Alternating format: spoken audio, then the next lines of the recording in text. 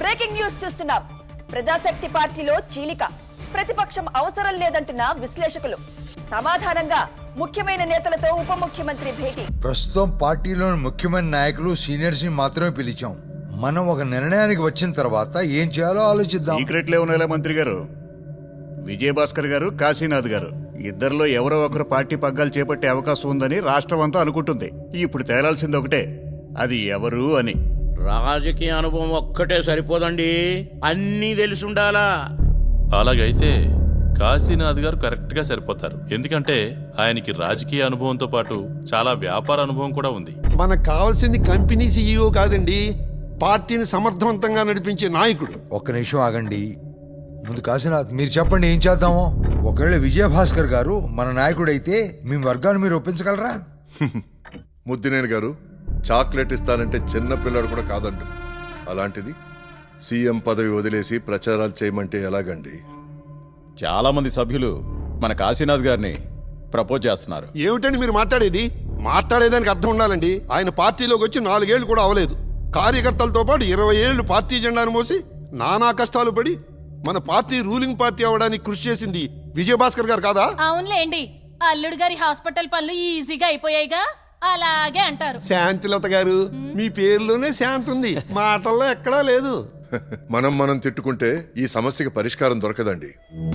అర్హత, ఎవరికి అర్హత ఉందన్న విషయం అందరూ ఆలోచించి నిర్ణయం తీసుకోవాలి. అది ఎలాంటిదైనా సరే అర్హతను బట్టే ఆలోచించాలి. ఇది కరెక్ట్.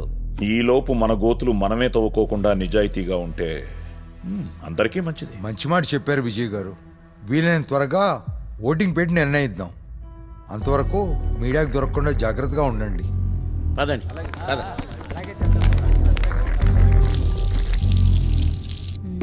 అమ్మగారు కాఫీ.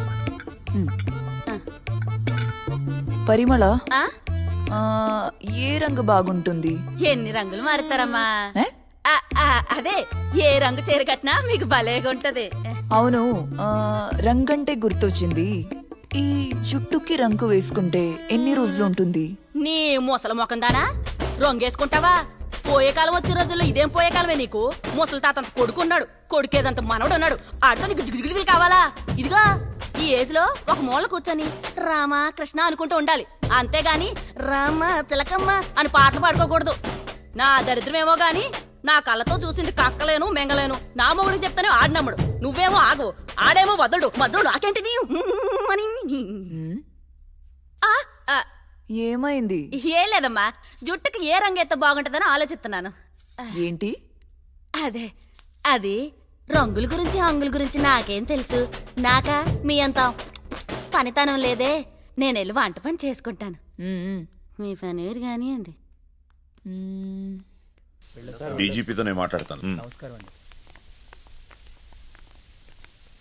అమ్మా నమస్కారం. అమ్మా పులుస తెచ్చానమ్మా. నమస్కారం బాబాయ్. నమస్కారం. రండి కూర్చోండి. ఎప్పుడు చూడు తిండి గొడవే. అమ్మగారికి ఇష్టమని. ఏంటి బాబాయ్ విశేషాలు? ఆ కోళ్ళకి ఇష్టేగా లేడు, మన వాళ్ళందరినీ కొనాలని చూస్తున్నాడు.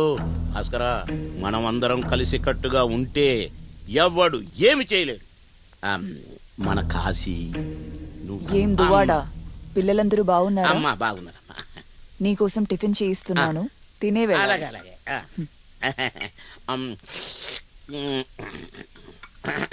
ఏదో చెప్తున్నావు?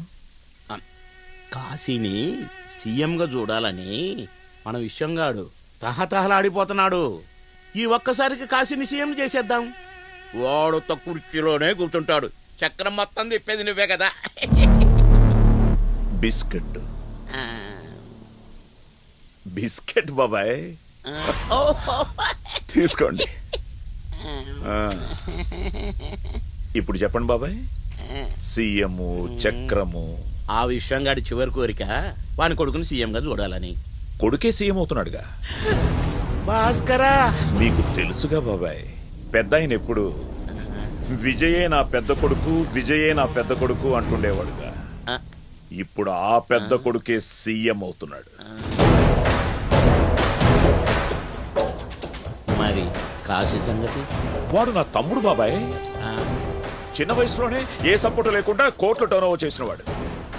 అలాంటి వాడు ఏదో తెలియక రాజకీయాల్లోకి వస్తే ఈ రొచ్చులో ఉంచేస్తామా? వాడు పెద్ద బిజినెస్ టైకూన్ కావాలి, అంబానీలాగా. ఎప్పుడు వాళ్ళు వీళ్ళేనా? మనవాడు కూడా అవ్వాలి బాబాయ్. మనం పవర్లో ఉండి వాడిని పైకి లేపాలి. వాడికి అర్థమయ్యేటట్టు చెప్పు.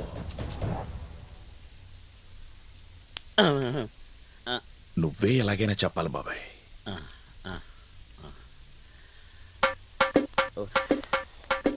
అర్థమైంది భాస్కరా. దువాడా టిఫిన్ రెడీ అయింది, అమ్మా తినేసి వెళ్ళు. ఈసారి వచ్చినప్పుడు తింటాలే అమ్మా. భాస్కర్ బాగా